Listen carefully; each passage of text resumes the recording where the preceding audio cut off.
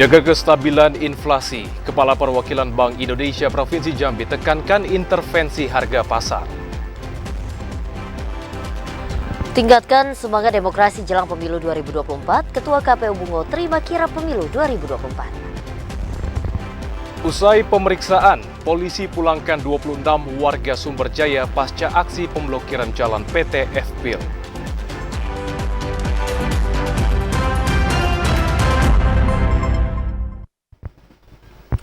Assalamualaikum warahmatullahi wabarakatuh. Terima kasih saudara Anda masih setia menyaksikan Jambi hari ini, edisi Sabtu 22 Juli 2023. Dan selain 3 topik utama tadi, redaksi kami juga telah menyiapkan sejumlah informasi penting dan menarik lainnya untuk Anda. Bersama saya Dapot Silalahi. Dan saya Cynthia Permana, inilah Jambi hari ini selengkapnya.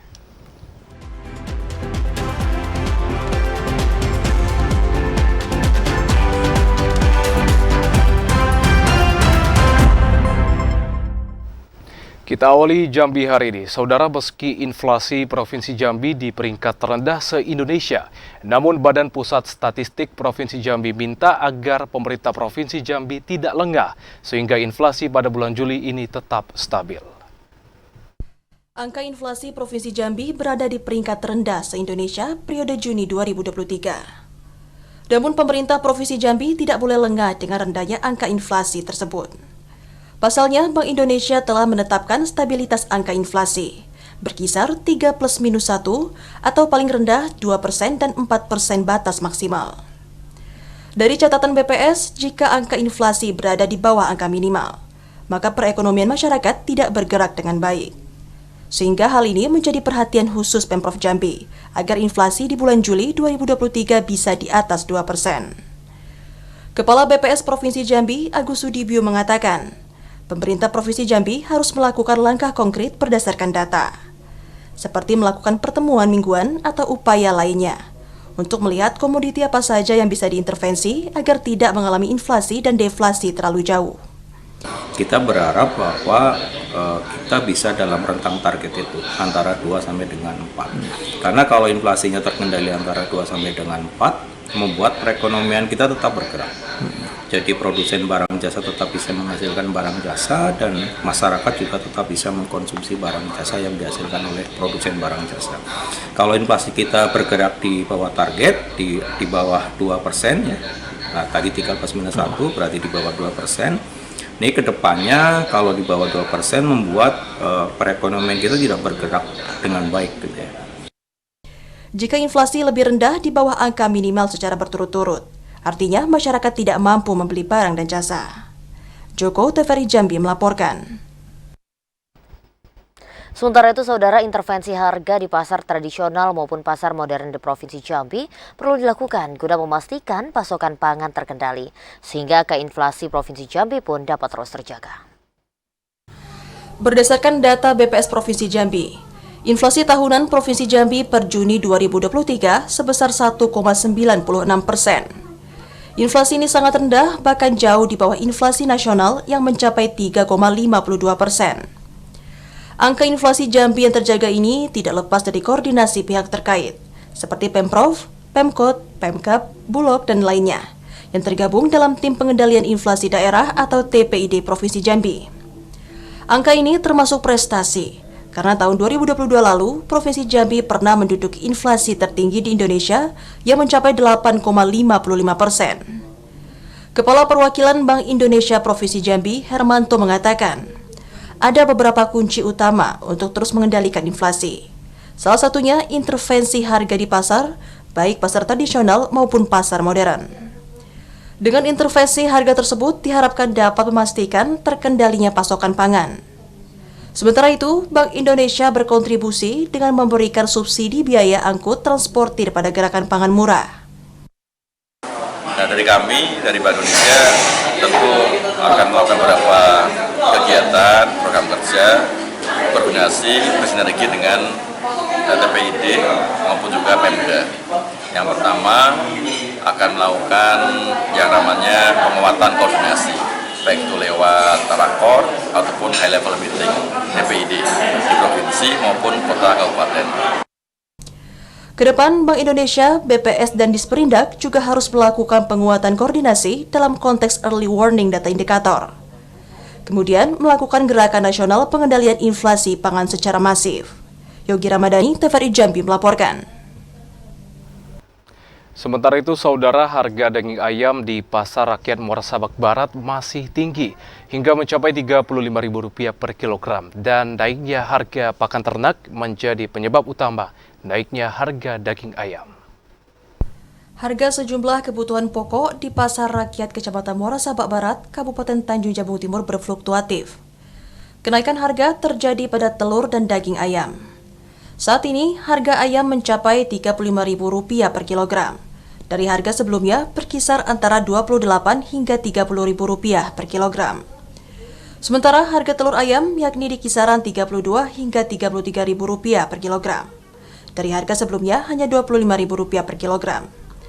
Kepala Pasar Rakyat Kecamatan Muara Sabak Barat, Teddy, mengatakan, kenaikan harga kedua komoditas pangan itu dipengaruhi tingginya harga pakan ternak dan tingginya permintaan dari konsumen. Kenaikan harga telur dan daging ayam itu telah terjadi sejak 2 bulan terakhir. Untuk saat ini masih termasuk tinggi. Kemarin harga ayam sampai 32 ribu, itulah stabil lah. Stabil 32. Di 2.000 ini masih tergolong tinggi lah. Berarti dengan harga ini kita ngikut dari Jambi apa gimana, Pak? Harga ayam nih? Harga ayam kebetulan ya semua pasokan di sini kan asalnya dari Jambi, termasuk ayam juga. Jadi pedagang-pedagang sini ambil bahan bakunya ini ke Jambi semua. Meski harga kedua komoditas pangan itu naik, namun tidak mempengaruhi jumlah permintaan. Kliva Patria, TVRI Jambi melaporkan. Beralih ke sorotan lainnya, saudara, dampak perang antara Rusia dengan Ukraina berdampak terhadap kestabilan harga emas dunia. Di kota Jambi, harga emas dalam beberapa hari terakhir mengalami kenaikan. Dampak perang Rusia dengan Ukraina berdampak terhadap aktivitas perekonomian global. Salah satunya naiknya harga emas dunia, termasuk di kota Jambi. Salah seorang pemilik toko emas di kawasan Pasar Kota Jambi, Andra, mengatakan, harga emas mulai tidak stabil sejak awal terjadinya peperangan antara Rusia dan Ukraina. Harga emas setiap harinya selalu berfluktuatif, bahkan mengalami kenaikan. Saat ini harga satu suku emas atau 3,75 gram mencapai Rp6.300.000. Dari harga sebelumnya hanya Rp6.250.000. Dalam beberapa hari ini udah ada kenaikan. Kenaikannya sekitar 3.000 sampai 4.000 lah dari harga sebelumnya. Logam mulia, kalau logam mulia sekarang sukunya sekitar 6.200.000. Sebelumnya dari 6.250.000. Meski harga emas naik, namun tak menyurutkan masyarakat untuk membeli emas. Azhar, TVRI Jambi melaporkan. Kita beralih ke sorotan lainnya. Saudara, harga tandan buah segar kelapa sawit di Kabupaten Batanghari masih rendah. Dan saat ini harga tandan buah segar kelapa sawit berkisar Rp1.800 hingga Rp2.200 per kilogram. Meski harga tandan buah segar atau TBS kelapa sawit dalam kondisi stabil, namun hal itu masih belum membuat petani di Batanghari bergairah. Harga TBS kelapa sawit saat ini berkisar Rp1.800 hingga Rp2.200 per kilogram. Dinilai petani masih cukup rendah. Salah seorang petani kelapa sawit yakin mengatakan, harga TBS kelapa sawit saat ini belum normal 100%, pasca anjloknya harga TBS beberapa waktu lalu. Sebelumnya, TBS kelapa sawit sempat berada di harga normal, yakni Rp3.000 lebih per kilogram. Harga TBS yang tak kunjung normal sangat berdampak bagi menurunnya perekonomian masyarakat. Harga TBS yang murah ini menyebabkan menurunnya gairah para petani untuk memanen buah sawitnya. Harga masih berkisaran 2.200 di ram, sedangkan di pengepul masih 1.800. Saat ini itu petani sangat menjerit sekali karena untuk saat ini tinggal pembelian Rp800 per kilogram. Para petani sawit berharap agar pemerintah daerah lebih peduli lagi dengan kesejahteraan petani, khususnya kelapa sawit, dengan cara membuat kebijakan yang dapat meningkatkan harga jual TBS. Adi Juniawan, TVRI Jambi melaporkan. Pemirsa, tetaplah bersama Jambi hari ini karena kami masih akan kembali dengan sejumlah informasi penting dan menarik lainnya. Di antaranya, sebelum masa pencermatan daftar caleg tetap, partai politik masih dapat lakukan pergantian caleg.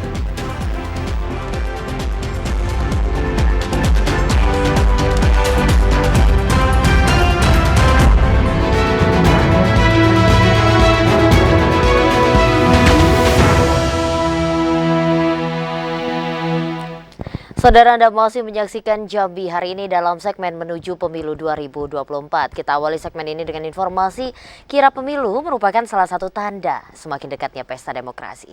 Selain meningkatkan kesadaran berdemokrasi, kirap juga bertujuan agar pemilih cerdas dalam menyalurkan hak politiknya. 18 bendera partai politik tiba di Kabupaten Bungo dalam kirap pemilu tahun 2024. Kirap pemilu tahun 2024 di Kabupaten Bungo memegang peranan yang strategis, terutama dalam pelaksanaan pemilu serentak tahun 2024 dengan penuh sukacita. Hal itu dikatakan oleh Ketua KPU Bungo Armidis saat menerima kirap pemilu tahun 2024 dari KPU Darmasraya Provinsi Sumatera Barat. Kirap merupakan salah satu tanda semakin dekatnya pesta demokrasi pemilihan umum. Selain meningkatkan kesadaran berdemokrasi, kirap juga bertujuan agar pemilih cerdas dalam menyalurkan hak politiknya. Tak hanya itu, kirap pemilu tahun 2024 juga sebagai salah satu bentuk sosialisasi dan edukasi. Karena 6 hari ke depan, berarti kan 7 hari termasuk hari ini, 6 hari ke depan akan diadakan sosialisasi kepada beberapa target pemilih, misalnya di pemilih pemula, kaum disabilitas, dan mereka yang misalnya suku anak dalam dan beberapa daerah lainnya. Armidis menambahkan, kirap pemilu 2024 merupakan momentum KPU Republik Indonesia dalam menyosialisasikan pemilu 2024 kepada seluruh elemen masyarakat. Tantangan geografis akan dihadapi penyelenggara pemilu dalam distribusi logistik.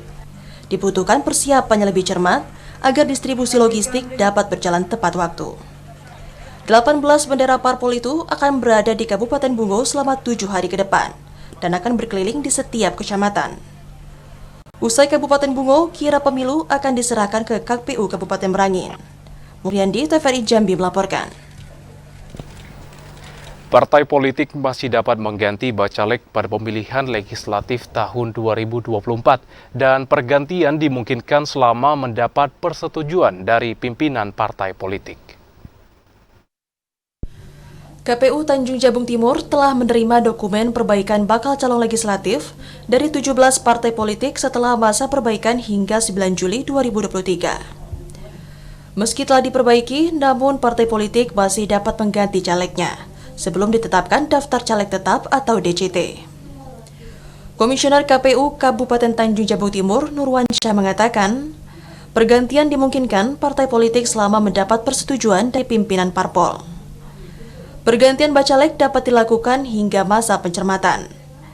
Pergantian bacalek yang baru itu tidak serta-merta langsung membuat bacalek langsung memenuhi syarat.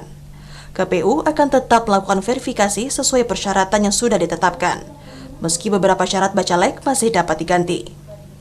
Salah satunya karena meninggal dunia atau berhalangan tetap.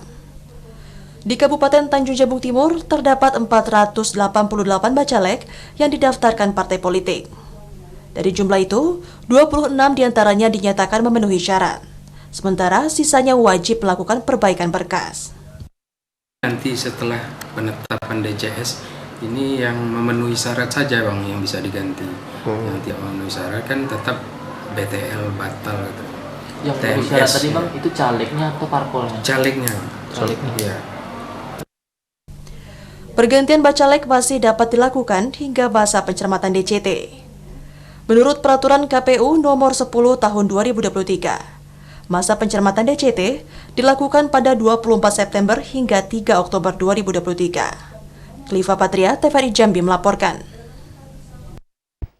Saudara, dari 313.940 pemilih yang telah ditetapkan oleh KPU, masih ada 5.509 yang belum melakukan perekaman KTP elektronik. Pihak Dukcapil Muaro Jambi pun saat ini terus melakukan perekaman untuk pemilih pemula. Dari 6.862 daftar pemilih pemula di Kabupaten Muaro Jambi yang belum melakukan perekaman data, ada 353 pemilih yang telah melakukan perekaman data. Kadis Kependudukan dan Pencatatan Sipil Muaro Jambi, Diki Ferdiansyah mengatakan, mereka yang telah melakukan perekaman tersebar di 11 kecamatan yang ada di Kabupaten Muaro Jambi. Pihaknya optimis 5.509 yang belum melakukan perekaman dapat dilakukan perekaman sebelum pelaksanaan pemilu serentak tahun 2024. Untuk mencapai target tersebut, di Dukcapil Muaro Jambi selain melakukan jemput bola ke sekolah dan perkantoran desa. Kini di kantor camat juga dapat melakukan perekaman untuk mempermudah masyarakat melakukan perekaman data. Upaya kita selain menunggu adik-adik pemilih pemula untuk hadir untuk merekamkan diri, juga untuk kita melaksanakan upaya jemput bola ke seluruh sekolah untuk segera mengejar target perekaman. Sementara itu, saat dihubungi melalui telepon, Komisi Pemilihan Umum Muaro Jambi kembali mengimbau masyarakat yang belum melakukan perekaman KTP elektronik untuk segera melakukan perekaman.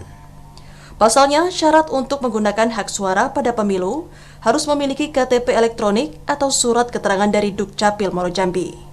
Sedangkan, untuk pemilu 2024, pihak KPU telah menetapkan jumlah daftar pemilih tetap Muaro Jambi sebanyak 313.940. Azam Afnan, TVRI Jambi melaporkan.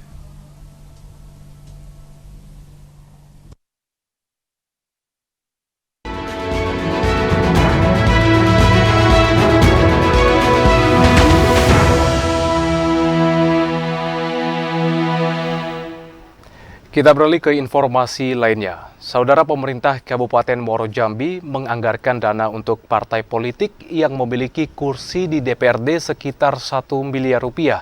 Dan besaran anggaran ini diharapkan dapat menunjang kegiatan pendidikan politik di masing-masing partai politik. Pemerintah terus berupaya meningkatkan kualitas partai politik, salah satunya dengan menyalurkan bantuan dana kepada parpol baik anggaran pusat, APBD Provinsi, dan APBD Kabupaten. Besaran bantuan untuk parpol khususnya melalui APBD Kabupaten Muaro Jambi pada tahun 2023 mencapai Rp1.120.770.776. Besaran anggaran tersebut dibagikan kepada 9 partai politik yang menang pada Pileg tahun 2019. Parpol yang terbanyak menerima bantuan dana APBD, yakni Partai PDI Perjuangan sebesar Rp180 juta. PDIP menjadi partai terbanyak menerima bantuan keuangan karena meraih suara terbanyak pada pemilihan legislatif. Satu orang suara itu berapa? Kalau besarannya sekitar, angka ujungnya saya lupa, Iya. 4.400 sekian.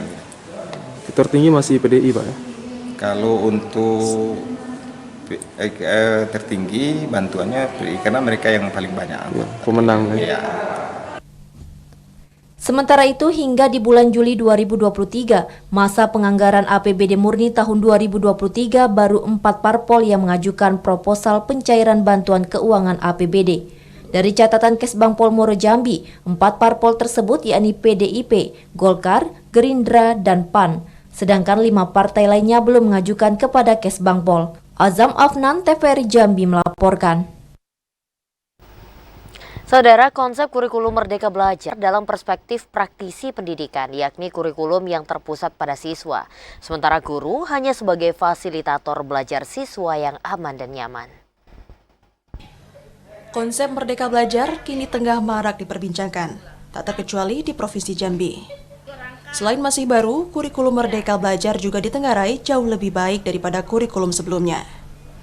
Konsep kurikulum Merdeka Belajar merupakan konsep pengembangan pendidikan yang di dalamnya seluruh pemangku kepentingan berfungsi sebagai agen perubahan atau agent of change.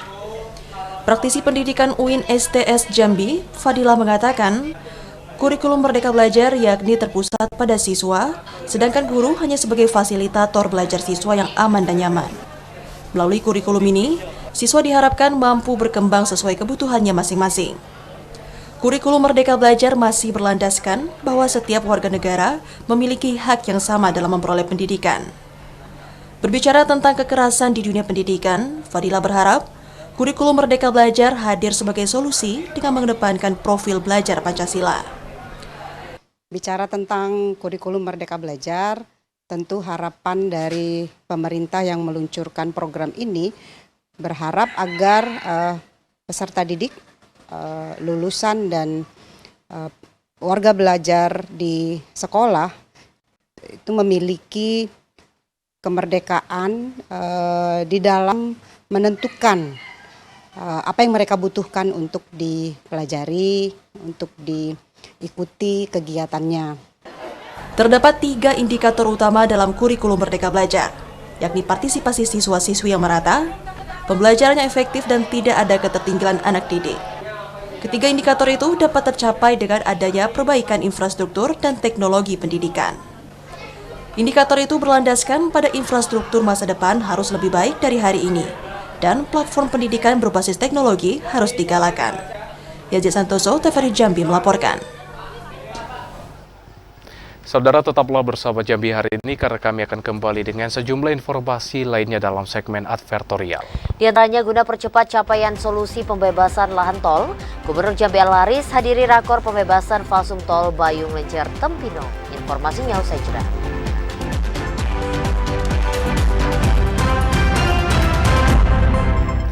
Terima kasih saudara, Anda kembali dalam segmen advertorial.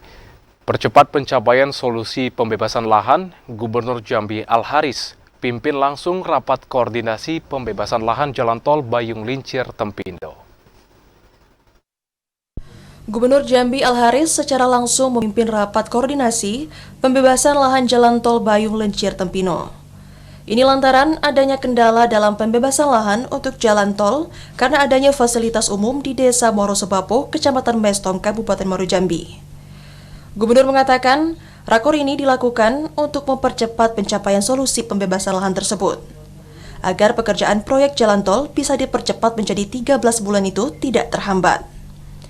Sejumlah titik penetapan lokasi jalan tol yang terkena fasilitas umum ini yaitu melintasi 3 fasilitas, yakni musola, pemakaman umum, serta madrasah ibtidayah negeri.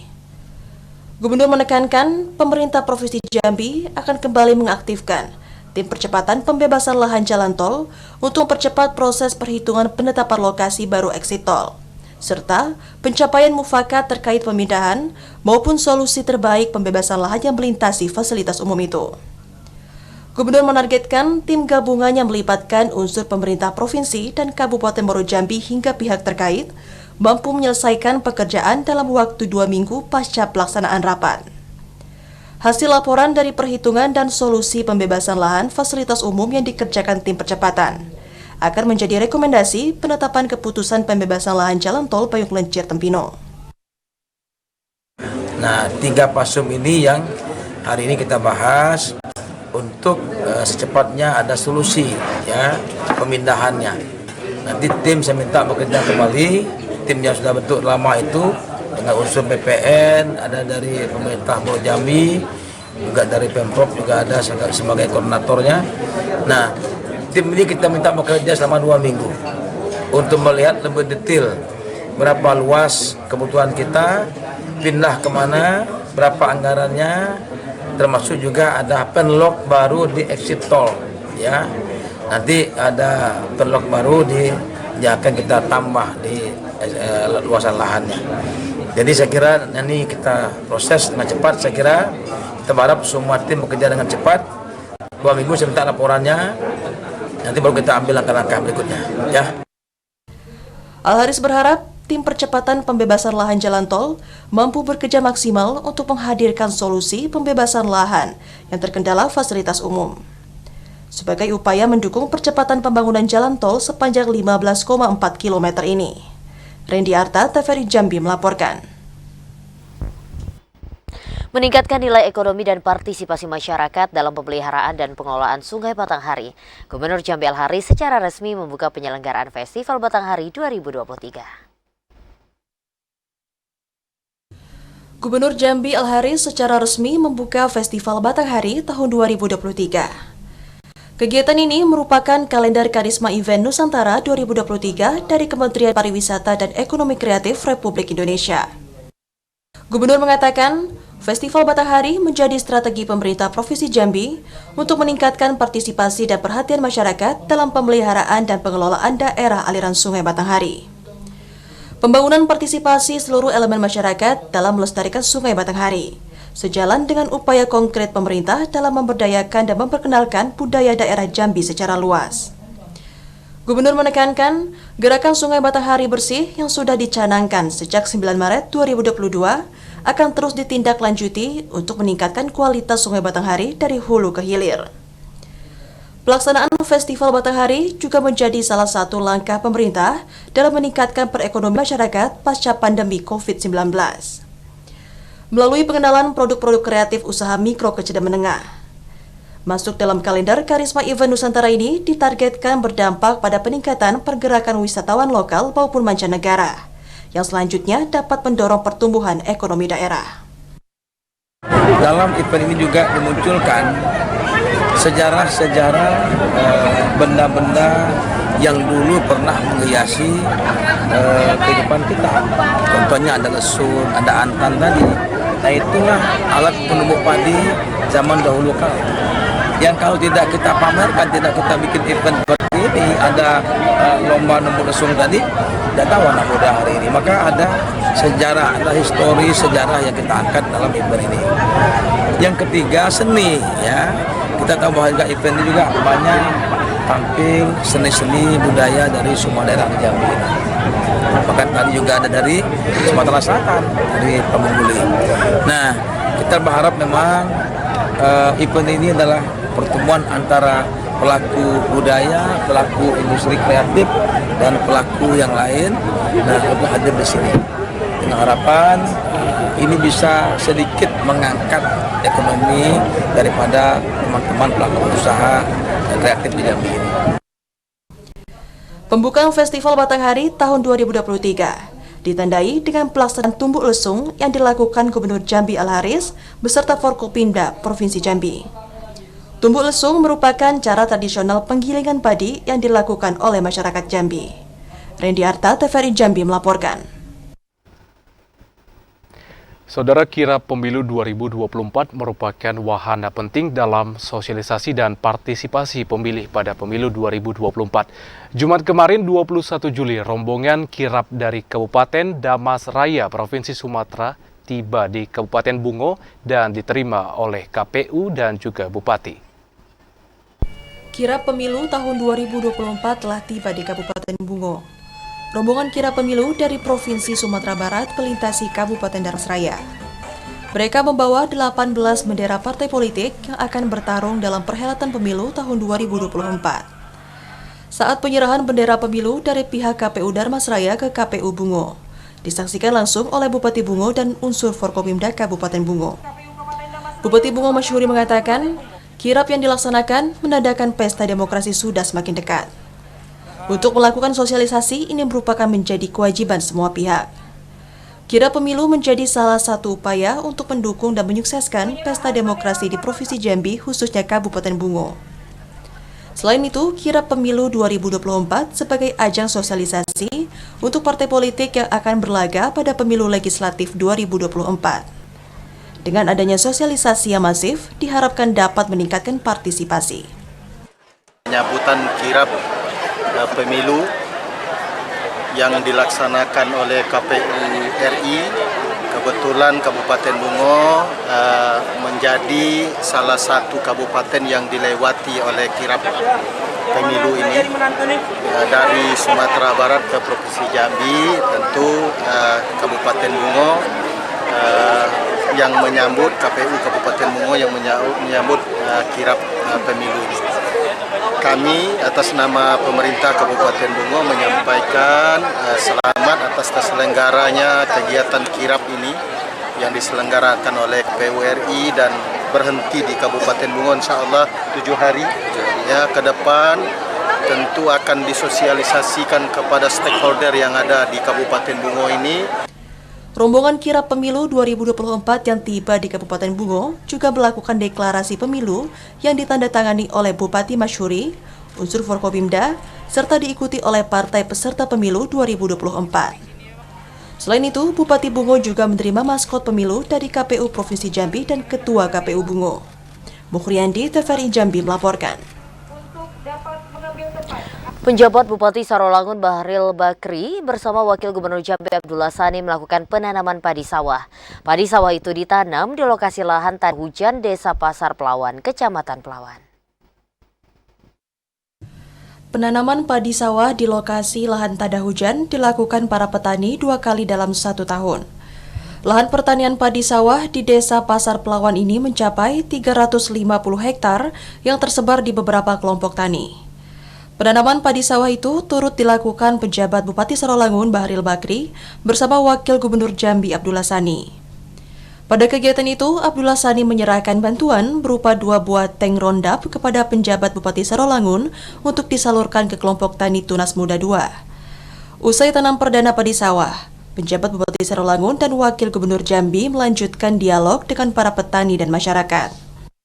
Kenapa bahagia? Karena alhamdulillah Bapak sekalian, para masyarakat yang tergabung dalam kelompok tani masih semangat begitu untuk menanam padi di sawah. Bahkan menanam padi cepat panen katanya, insya Allah karena cepat panen. Tentu kami memberikan penghargaan setinggi-tingginya dan mudah-mudahan kita tidak ada niat siapapun yang punya memiliki sawah untuk dialihfungsikan kepada sawit. Penjabat Bupati Sarolangun Bahril Bakri mengatakan, pemerintah daerah akan selalu membantu para petani serta kelompok tani untuk mengembangkan dan meningkatkan pertanian. Jika para petani menghadapi kendala dan ada keperluan, maka kelompok tani harus berkoordinasi dengan dinas terkait.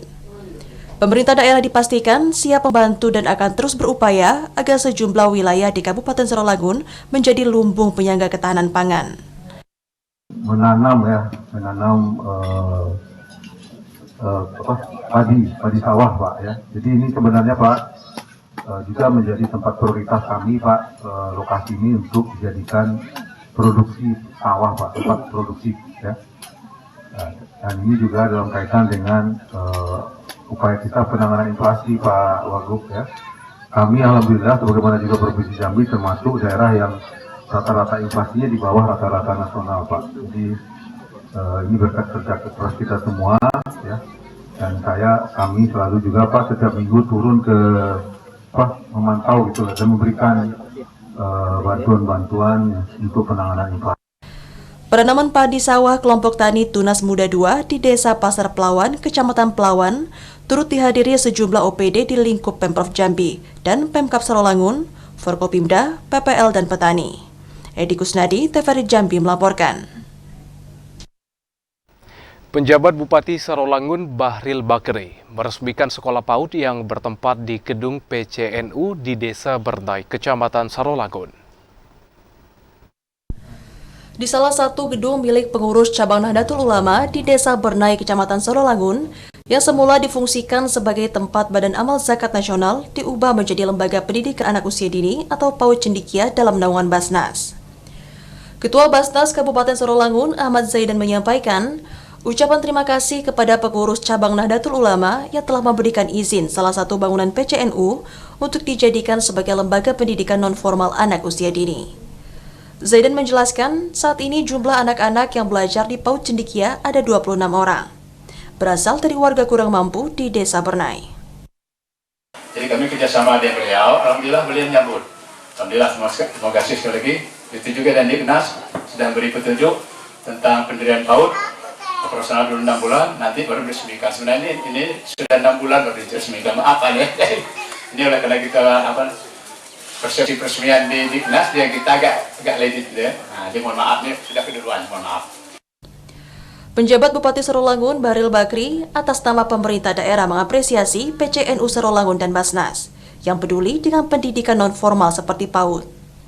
Bahril Bakri menjelaskan keberadaan PAUD dan TK menjadi jenjang pendidikan yang cukup membantu anak-anak untuk masuk sekolah dasar, sehingga perlunya mendapat perhatian dari Dinas Pendidikan. Berdasarkan Peraturan Menteri Pendidikan Nasional tahun 2005, PAUD merupakan alternatif pemenuhan hak pendidikan, selain TK atau Taman Pendidikan Al-Quran. Lokasi pendidikan anak usia dini terpadu Cendikia Basnas Kabupaten Sarolangun. Ini juga sejalan dengan visi Basnas juga ya, untuk mengembangkan sumber daya manusia. Basnas itu Badan Amal Zakat Nasional ya, yang dananya bersumber dari kebanyakan sih dari ASN kita ya, tapi sebenarnya tidak terbatas dari ASN, dananya juga bisa dari masyarakat ya, dan masyarakat yang menyisihkan anggaran atau dananya ya, uangnya untuk dizakatkan. Dengan adanya gedung pinjam pakai untuk kegiatan PAUD ini, diharapkan bisa dijadikan tempat mendidik anak-anak yang memiliki karakter yang baik. Karena pendidikan PAUD merupakan pondasi awal pembentukan karakter. Dalam kesempatan tersebut, PJ Bupati juga menyalurkan bantuan untuk sejumlah mustahik dari Basnas. Edi Kusnadi, TVRI Jambi melaporkan. Pemirsa, tetaplah bersama Jambi hari ini karena kami masih akan kembali dengan sejumlah informasi penting dan menarik lainnya. Di antaranya, kasasi ditolak, Kejari Tebo eksekusi terpidana korupsi Jalan Padang Lamu tahun anggaran 2019.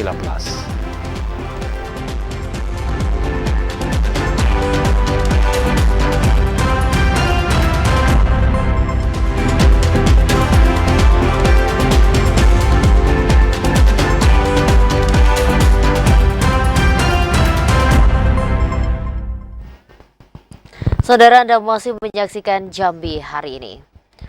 Pitsus Kejati Jambi dan jajaran berhasil mengungkap 34 miliar rupiah lebih dari kasus perkara korupsi. Pengungkapan kasus itu berasal dari sejumlah kasus tindak pidana korupsi dalam kurun waktu 6 bulan terakhir. Kejaksaan Tinggi Jambi berhasil mengungkap sejumlah kasus tindak pidana korupsi dalam kurun waktu 6 bulan terakhir.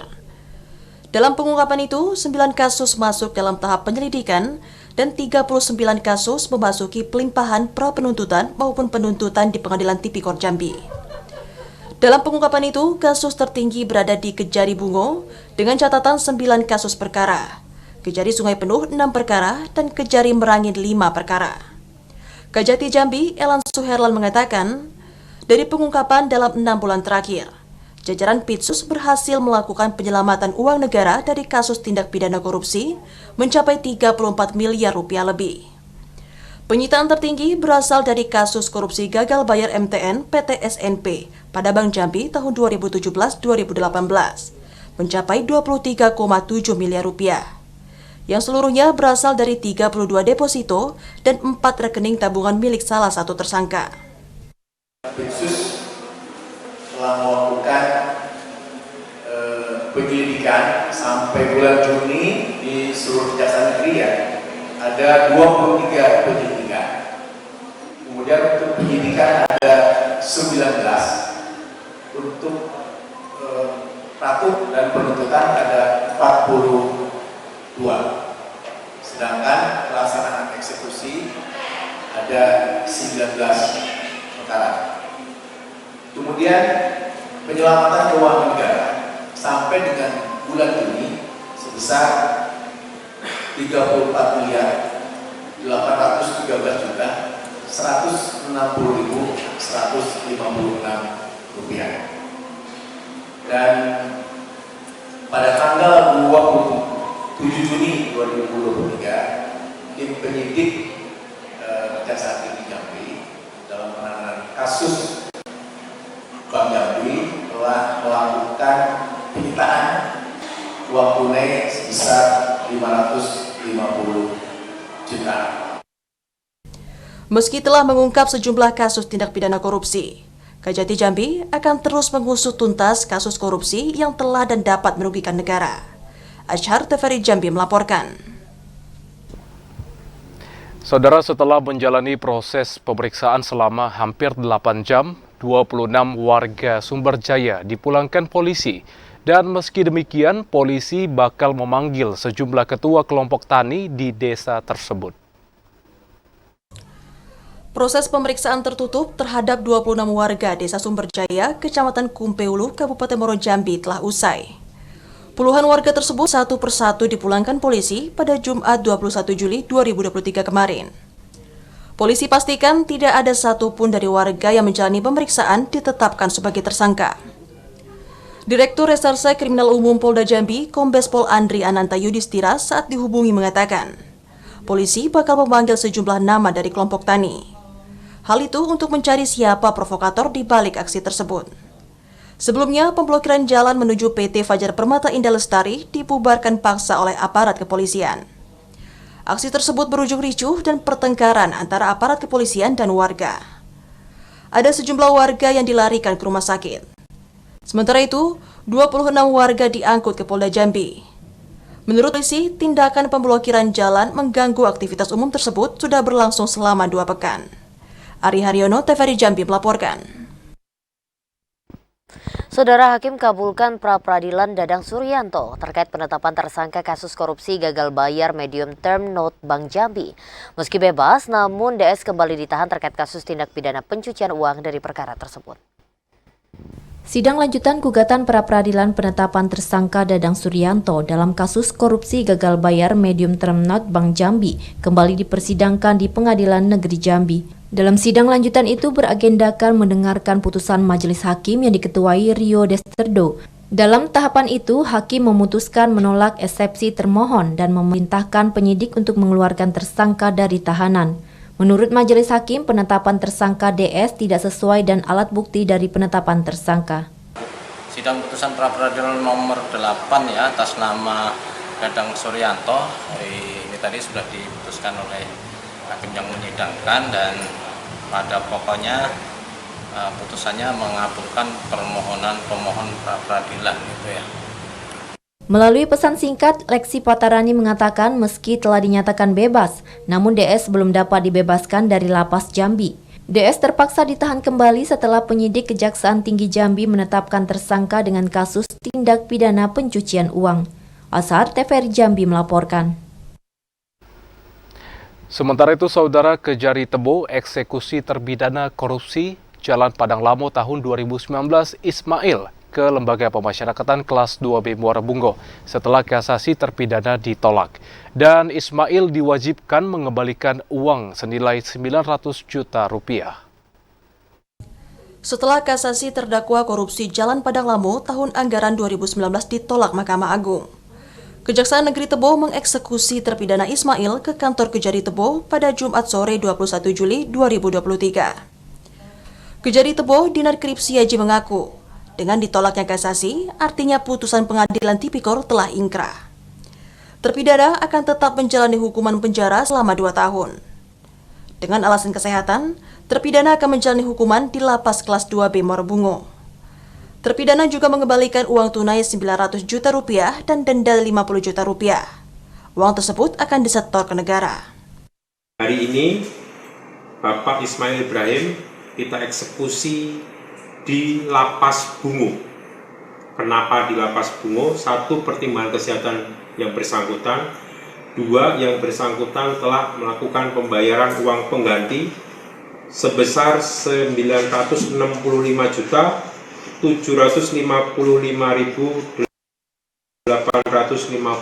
rupiah dan denda 50 juta rupiah. Yang bersangkutan akan menjalani masa hukuman selama 2 tahun. Saat ini, Kejari Tebo juga tengah menunggu keputusan untuk terdakwa lain berinisial SU. Oleh karena itu, pihak Kejari belum bisa melakukan tindakan. Intizam TVRI Jambi melaporkan. Tim Opsnal Satreskrim Polres Kerinci menangkap seorang wanita penyalur pekerja migran ilegal. Pelaku ditangkap saat akan mengantar 3 orang pekerja migran ilegal ke Malaysia melalui jalur Kota Dumai. Tim Opsnal Satreskrim Polres Kerinci menangkap seorang perempuan berinisial SM, warga Kecamatan Gunung Kerinci yang merupakan seorang penyalur pekerja migran ilegal. SM ditangkap oleh petugas di Jalan Desa Lubuk Nagodang, Kecamatan Sula, Kabupaten Kerinci. Saat pelaku menaiki mobil dan di dalam mobil tersebut terdapat 3 orang pekerja migran yang akan diberangkatkan menuju Kota Dumai. Dalam aksinya, pelaku merekrut calon pekerja migran secara ilegal di wilayah Kabupaten Kerinci. Korban dijanjikan bekerja sebagai buruh di kebun sawit dan security dengan gaji mencapai 7 juta rupiah per bulan di Malaysia. Namun sebelum berangkat, korban harus membayar uang sebesar 5 juta rupiah dengan dalih sebagai biaya administrasi. Selain mengamankan tersangka, polisi juga menyita barang bukti berupa 3 paspor atas nama korban, buku rekening bank milik SM, 2 unit handphone, kartu ATM, dan slip pembayaran tiket dari Dumai menuju Malaysia senilai 3 juta rupiah.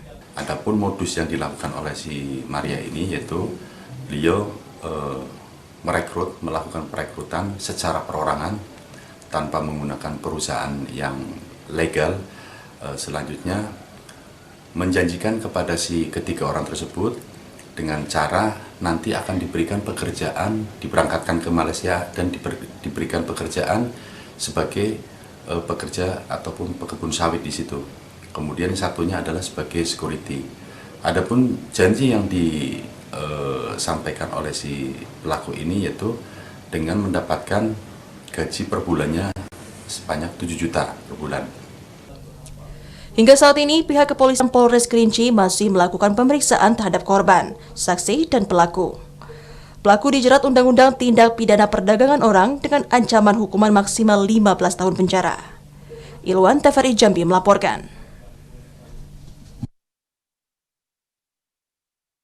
Labbaik Allahumma labbaik, labbaik la syarika laka labbaik, innal hamda wan ni'mata laka wal mulk la syarika lak. Kita beralih ke liputan haji tahun 2023. Saudara, usai melaksanakan seluruh rangkaian ibadah haji, berangsur-angsur jemaah haji asal Provinsi Jambi pulang ke daerah. Seperti kepulangan 366 orang jemaah haji Provinsi Jambi Kloter 21 dan kepulangan jemaah haji Kloter 21 tersebut disambut langsung oleh Gubernur Jambi Al-Haris. Pemerintah Provinsi Jambi secara resmi kembali menerima kepulangan 366 orang jemaah haji Provinsi Jambi dari kelompok terbang 21.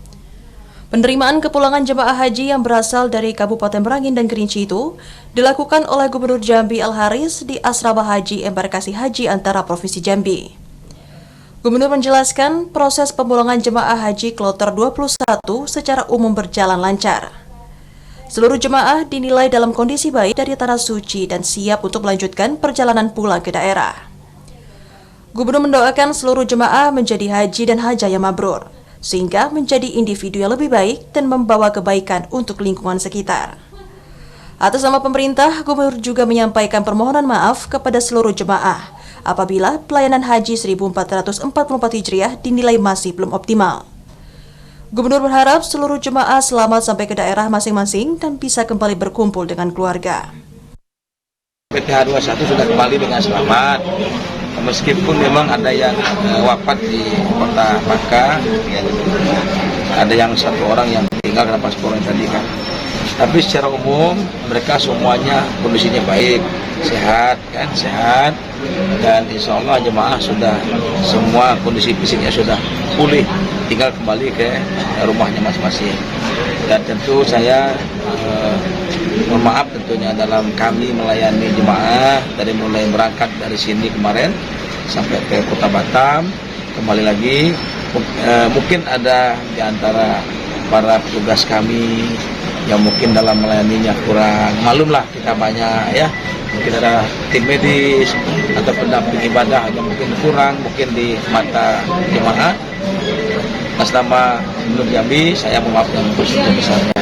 Dan kami tak berusaha melayani jemaah dengan baik segera, tapi di lapangan ya semua bisa terjadi yang tidak diharapkan.